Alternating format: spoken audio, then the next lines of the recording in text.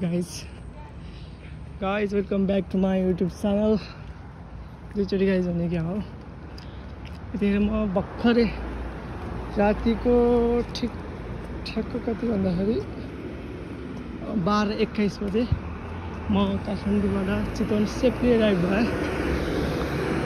राति त्यही पनि घरपुगेँ टाढी आइपुगेछु।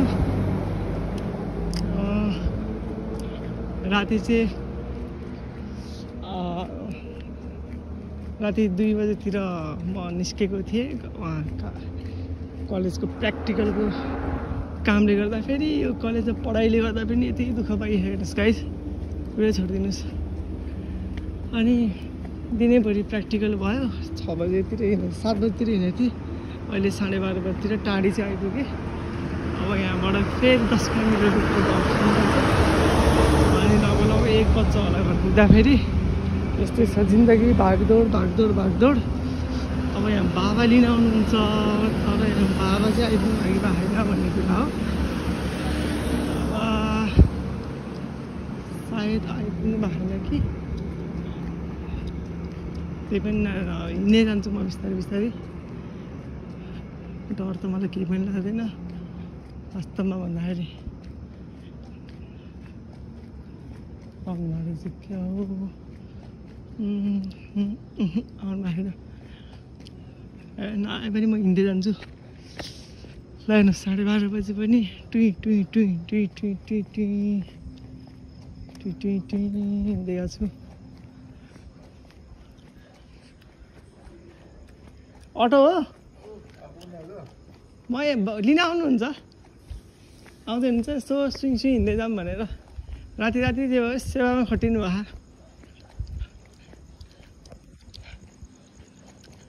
सेवा गर्नुभएको जे होस् राति पनि राम्रो कुरा हो। सेवा गर्नुभयो, मेवा पनि पाउनुहुन्छ राम्ररी। यहाँबाट पदम बुलेर गएको 5 रुपियाँ भन्नुहुन्छ। गाह्रो हो हेर्नुहोस्, 12 बजे सुनसान सब सुत्नु भयो। मैले जस्ट भोलिको लागि सेयर गरेँ मात्र। भोलि पर्सि चाहिँ टक्क लाएर कुनै ठाउँमा इस्टाब्लिस भइसकेपछि यसरी म पढ्न गएको थिएँ काठमाडौँसम्म। बिहानै गएर बेलुका राति 12:30 बजे यसरी फर्केर हिँड्दै पनि गएको थिएँ।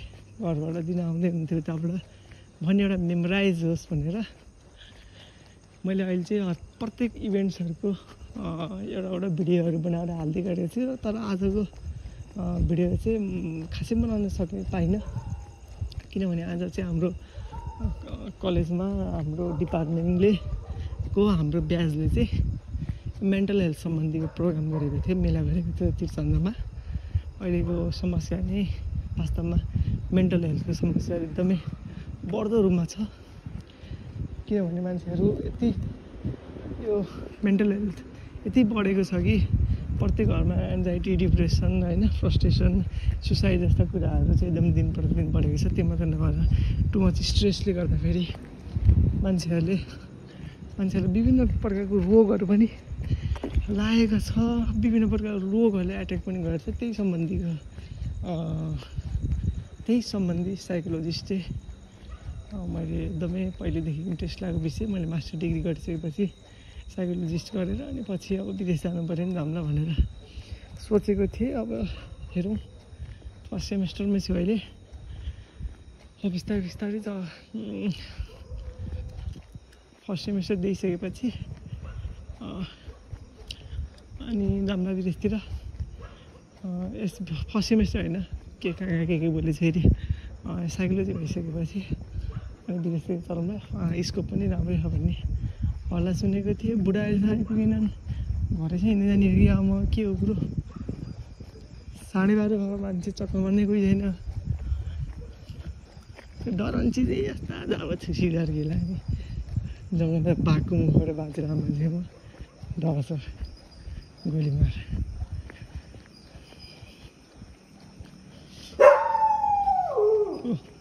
यसो कुकुर आउँछ, यसो कुकुर कराउँछ,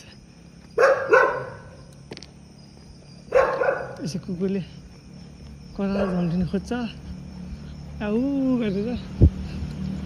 अरू केही होइन, यो कुकुरले चाहिँ पोख्छ कि भन्ने अलिकति कस्तो मान्छे स्वर्ग है यस्तो राति हिँडेर कहाँ जान्दा होला नि हुन्थ्यो मान्छेलाई पनि बुझिने हो कि डराएर नसोध्यो होला अलिकति क्युरियोसिटीहरू सोध्नु नि छैन मान्छे यति स्वार्थी हामी त यार सोध्थ्यौँ यार म मास्टर डिग्री पढ्ने बेला कलेजबाट फर्किने बेला एकचोटि 9:30 समथिङ कति भएको थियो त्यतिखेर मेरो भाइको साइड के थियो क्या अनि फर्केको बेला एउटा मान्छे बिचरा ब्याग बोकेर बिचजुमा बसिरहेको छ अनि त्यसपछि अनि मलाई त फेरि एकदमै सहयोगी मनको भावना भयो मान्छे अनि म केही नसोचिकन बाइक रोकेँ अनि बाइक रोकिसकेपछि अनि कहाँ जानु लम्बा हो भनेर सोधेँ अनि पदमपुरै रहेछ अनि त्यो जाडो महिना थियो 9:30 बजी राति जाडो महिना जङ्गलबाट ल हिँड्नुहोस् न अब बिचरा अटो सटो किन्न पर्ने ल म पुऱ्याइदिन्छु भने उहाँ माथि रहेछ पुऱ्याइदिएँ त्यसपछि अनि तर नि उहाँ पुल टोक्नु सक्छ फेरि उहाँ के अरे माथि पुऱ्याइदिएको उता ठुल्ट्याङ्गी रहेछ पुऱ्याइदिएँ त्यसपछि त फर्केर आउने बेला त त्यो भित्र कता बाटो रहेछ बुढाले त घरसम्म त त्यो मान्छेले देखाइदियो फर्केर अनि त म आफै हराएर त्यस यताबाट छिर्छु घरको बाटो निस्किन्न उता निस्किन्छु जङ्गल निस्किन्छ अनि म त खोइ हिँड्दा हैरान भयो अनि त्यसपछि मैले कुकुर बोलिन्छ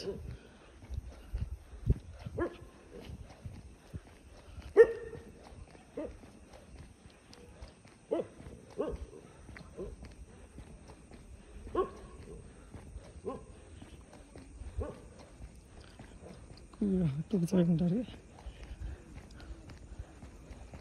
अनि गाउँको केटी अनि त्यसपछि अनि यता निस्किँदा म आफै कति मिनटसम्म हराएँ अनि हराएर अनि सानो घर त्यो मान्छे पुऱ्याउनु त्यहाँ 10-15 समथिङ कति भएको थियो आफू त घर 10 भयो 11-15तिर 20तिर पो घर पुगेको त्यतिखेर त्यस्तो हुन्छ आफूलाई यस्तै हो जस्तो भयो भने अनि आजको प्रोग्राम चाहिँ ओभरअलमा एकदमै राम्रो भयो एकदम फ्रुटफुल भयो धेरै कुरा सिक्न पाइयो त्यहीँभित्र पनि धेरै कुराहरू बुझ्न पाइयो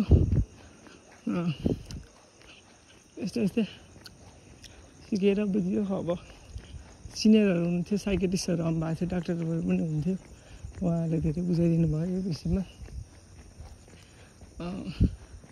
अनि यो न्युरोन सम्बन्धी पनि धेरै कुराहरू बुझाइदिनु भयो डाक्टरले एकदमै डिपली गरेर नि उहाँहरूलाई चाहिँ एकदमै यो पाटन हस्पिटलबाट आउनुभएको थियो काठमाडौँ युनिभर्सिटीबाट आउनुभएको थियो होइन उहाँहरू चाहिँ हामीले गरेको प्रोग्राम चाहिँ एकदमै राम्रो र इन्सपायर हुनुभएछ उहाँहरू अनि हाम्रो तारिफ पनि गरेर जानुभयो खुसी लाग्यो तारिफ गरेर एकदमै राम्रो गर्नुभयो प्रोग्राम एकदमै राम्रो गर्नुभयो यस्तै प्रोग्राम हामी फेरि हाम्रो उसमा गराउँछ भनेर उहाँले केही पाठ सिकेर हामीलाई पाठ सिकाएर उहाँले हामीबाट गरेको प्रोग्रामको पाठ केही सिकाएर जानुभयो ल अहिले ठ्याक्कै भन्नुपर्दाखेरि कति भयो ठ्याक्कै 12:30 म एक्लै हिँडिरहेको छु यो रोडमा एक्लै दूर से सुनसान दूर से तर बुढा नहीं आया ये बुढ़े लोग कहाँ गए ओह यो चाहिँ बाइकको अवस्था आउँदा जस्तो आउनुभयो भने म गाइस होइन अरे यो होइन स्कुटीमा आउने हो बाइकमा होइन उति अगाडिको चाहिँ पछाडिको ल आउनुभएपछि गाइस लगाउनु भयो अब म काटिदिन्छु है